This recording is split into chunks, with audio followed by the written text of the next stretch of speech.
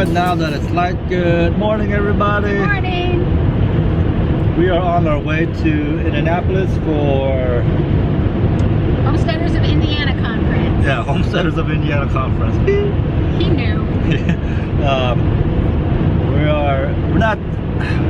We're actually going for a talk by Workshop. a workshop by Shawn and Beth Dougherty. Authors of the Independent Homestead. Yes, they also did the One Cow Revolution, right? They talk about the One Cow Revolution in this movie. Okay, so yeah, we're gonna go there and do their little workshop, see what they have to see and see what we can learn today. My wife's been really looking forward to them. Their workshops is called the 10 Steps to an Independent Farmstead. Yeah, so hopefully we learn a lot. I really admire the Doughertys. Mr. Dougherty taught at the college that I went to at Franciscan University. I did not take any of his classes, but I did see him around campus, and I just love their philosophy of taking nothing and trying to make something beautiful out of it, and in that process just making the world more beautiful, but also being frugal and using what you have. So that's definitely, as you know, Saint Tay. That's us. Okay, so we've been on the road for the last hour and a half. Yep. So we'll get back to you once we are there. We still got about 30 minutes before we get there. Yeah, so. and hopefully in the afternoon we have time to take in 3 other classes or talks. One of them I want to go to is tapping maple trees. I think that'd be cool to learn about. And we have a couple on our properties. Alright, I'll see you guys in about 2 seconds. Okay, we're here at the Homesteaders Conference right now, and we just met. What's your name? Ian. Ian, and it's the first person's ever recognized who I am. And Ian was sharing that he's been to a lot of homesteading conferences all over the Midwest, it sounds like. A few. Yeah. So what are you interested in? Like, Well, it's what I found is that most homesteaders really start off as preppers. you know what? Let's. Stand The this way. sun's. Okay. Oh, the sun. Got Oh, it. yes. Yes. Yeah, I mean, so one thing I've learned is that homesteaders really start off as preppers. Mm-hmm. And 2008 happened. Yeah. A lot of people lost their jobs and whatnot. And it's like started prepping then, and it's like it's been that slow progression from storing food to let's store my own food, then Yeah. let's grow my own food. Yeah. And it's one of those things where it's like it's a snowball effect. It's like Yeah, and it's once it grabs a hold of you. yeah. I mean, it's like You just go down further down the rabbit hole. yeah, exactly. It's like when a couple years ago someone said something about chicken math, and I was like, "You're nuts." Yes. And then like 2 years ago, I was like, "I want chickens. Yeah. I just need more property to get chickens." And then how they said chicken meth leads to goats. I was like, "Oh, Yeah, don't do goats. yeah, I get. Fun. Yeah, I get- Love and hate. Love and hate. Yeah, so I finally get what they mean by chicken math. So Do you have chickens? no, not yet. That's It's need my own property for that. Unfortunately, at this point, my landlord won't let us have. Yeah, well, do what you can where Yeah. you're at. Yeah. It sounds like you're We're only on 2 growing acres, things. and Yeah, I there's mean. a lot of people that do a lot just on 1 acre. Oh yeah, I you mean, know? really, I mean, it's like I've been looking at renting some land and talking with a couple people that have like an acre to rent. So hopefully next year will be my first step into actually doing some more than just raised gardens. Yeah, Yeah. it's All right. it's good to meet you. Yeah, you too. Yeah. Like I said, you were the very first person to ever recognize who I am. An exciting moment. Yeah, it's an exciting moment. Are you going to any workshops today? I'm heading over to Shawn and Beth's We're door. gonna be Yeah, over that's there where we're too. gonna Okay, go. very good. Yeah. Okay, it's really cold. So we're here at the conference. That's funny. That was my very first person to ever recognize who I am as a YouTuber. That's kind of weird. Yeah. So this is the little building that we're going to be in. Not really sure if they're going to allow cameras in there while they're talking, but I'm not going to be rude and film while they're talking, doing their thing. So. Oh, they're locking me out. I'll get back to you as soon as we're done with the conference, because this is really cold. Hey everybody, we just got out of Beth and Shawn Dougherty's talk. It was 3 hours, wasn't it? Yep. 3 hours of lot of knowledge. These people know a lot of things. It's amazing. I'm so pumped for totally getting a cow. I'm so pretty excited. sure they could talk all day long, right? Oh, for a few days, and there would be constant new information. I mean, probably for more than a few days. Yeah, Joe Salatin just walked in for his talk. I was totally fangirly. That was kind of exciting to see him. So yeah, that's the rest Rock stars of the homesteading world. Rest of the festival's back there. We're gonna go and check it out now. Bring you guys along.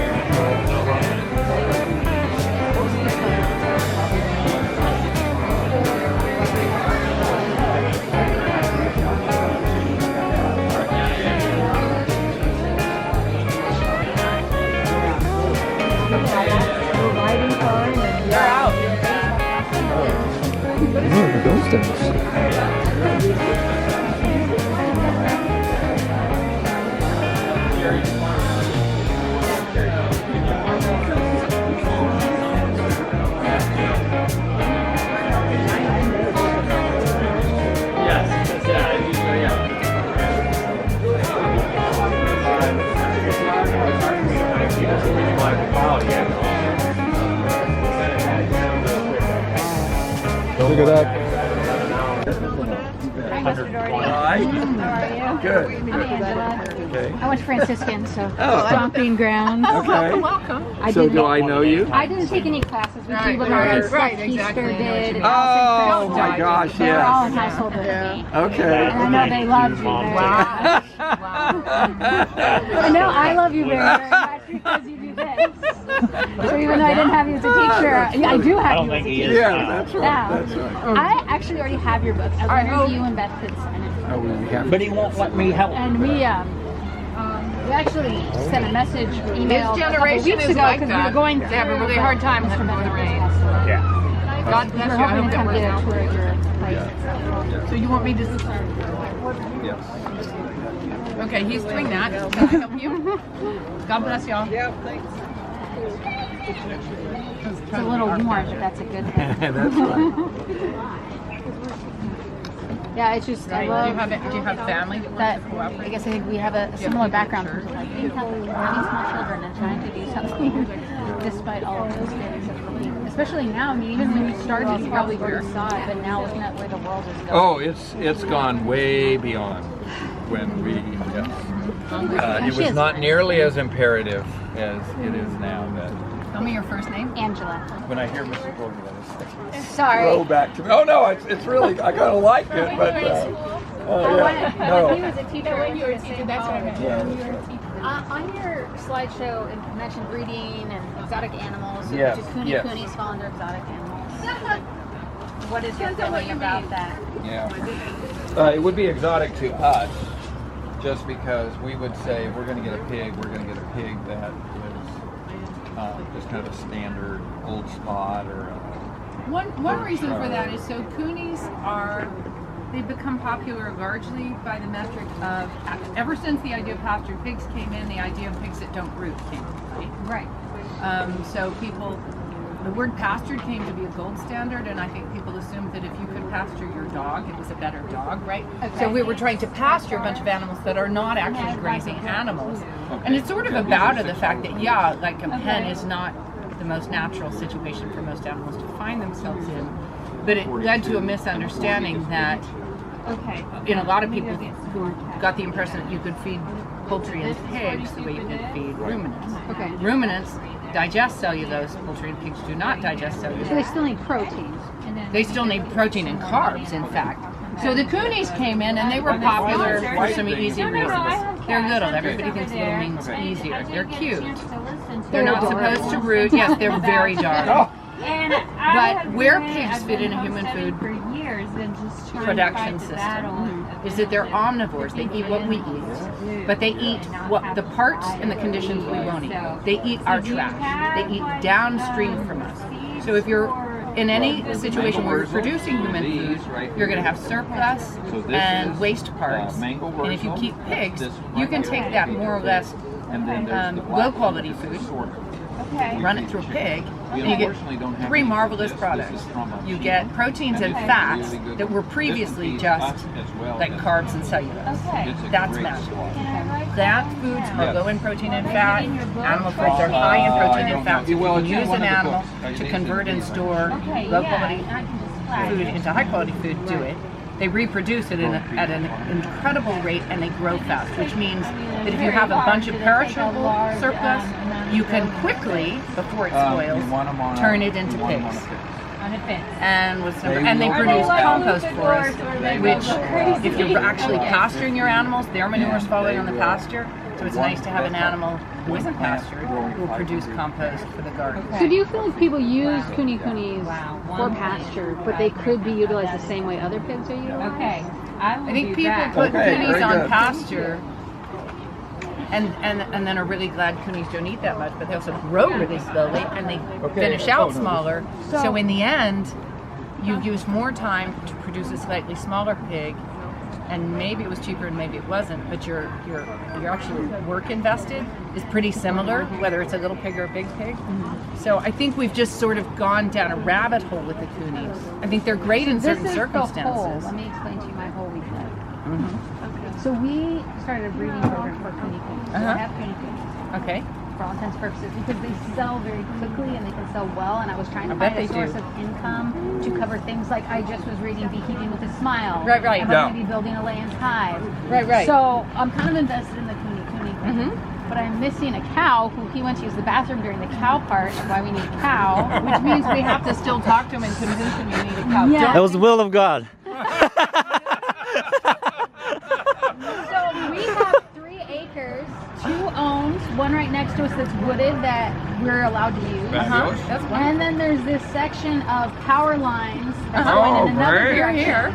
So I'm thinking our front yard, which is a 1/4 acre of grass, we can transition to pasture by getting rope, getting a hay bale, and rolling it out and moving it forward on this hay. That's right. Step by And giving step. the cow a little bit at a You time. could also just graze it and give it, like let it grow and then graze it, let it grow and then graze it, and it will convert to pasture. And then move it down this power strip field if they let us use it. Or don't ask, don't tell. And That's right. so, would you say that this is a key component of making everything run, is to get this cow, since he was in the bathroom? Absolutely. Key to making the... I say, The simple version is your land is harvesting sunlight. We're going to leave trees out of the picture for a minute and say that if you harvest your grasslands, you get multiple harvests during the year every time you graze it, and you're turning like serious, very efficient sunlight capture into cellulose via plants, and then from that into proteins, fats, and sugars via your milk cow. Otherwise, you can graze it and turn it into meat and harvest beef every year or 2. Because we absolutely are buying food for our chickens. We're going to buy food for our pigs. Right. But it sounds like we could start giving protein from our cow to the other animals. Wow. And when you have better pasture and you have manure, you're going to start growing other things to feed them. Absolutely. Okay. so today was a pretty interesting day. We met a lot of people. Angie and I were just talking about, what did you say? It was just interesting to me, both when we went to the Homesteaders of America conference in 2019, and then coming here, which is much smaller, but just the people that you talk to in line while you're waiting for your food, or that you happen to sit next to. One of the things I love about these 2 conferences we've gone to is that there's just this commonality that people want to discuss the things that you're interested in that bring you here. Homesteading, what does your property look like? What do you have going on? What do you hope? What are your dreams for the future? And what surprised me in 2019, and then still surprises me today, is that we're always farther along than anybody that we speak to. And that's in no way, I guess, putting anybody else down, but kind of, I think, for Sang and it always feels like you're not where you want to be at. And you always kind of feel like, oh, maybe we're not doing enough or working as hard. I don't know. Yeah. It doesn't feel like as legitimate or real, and then it always surprises me when I come here that I'm like, no, we actually have learned a lot of information over the years, and we've been doing this for a long time. I mean, just the fact that we've been butchering chickens for 8 years, we have absolutely no need to go to Joel Salatin's chicken processing workshop. But anyway, yeah, so I guess it's just like fun to realize we have come a long way, and there's so much still to learn and so much farther to go. But I so enjoy meeting different people and hearing their stories. But I am always surprised to realize, like, You're wondering how far we've come. If you're wondering, I'm eating like this battered bread meat cheese thing. It's a Monte Cristo with battered fried bread because we're in the Midwest. Yeah, and I feel like I'm eating cake with meat in it. But yeah, what I like feeling is like there's still, this homesteading community is still growing, and even though we've been doing this for almost over 10 years now, it's still, you know, brand new to people, and it seems like it's always growing. Some takeaways: we are not going to be maple syrup people. Yeah. We might try maple syrup tapping, but just for fun. We're not going to get serious. Nothing serious. First of all, if you didn't know, it takes 45 gallons of sap to create 1 gallon of maple syrup. And when I heard that, I was like, yes, I am willing to pay the Amish or the people down at the place we always get our maple syrup, however much we paid them for a gallon of syrup, because it is worth the effort and the amount of sap it takes to make that 1 gallon. Anyway, it's a good day. We're going to finish our sandwiches and head back home to Corden. It's a 2-hour drive, so I'm going to eat and go. Well, I'll see you guys on Monday. Go. All right, we've been in the car. We've been discussing the homesteading conference. It's 6:40 p.m. on the 22nd of October. We're getting a cow. Yeah, we just talked about it. Not right now. Not right now. Not right now. Coming soon. Yeah. Next year. Fall of 2024. Your girl is going to have a cow because Shawn and Beth Dougherty convinced us that it is the missing piece to an independent homestead. Breaking news. I agree with her, but not right now. But soon. But soon. Bye.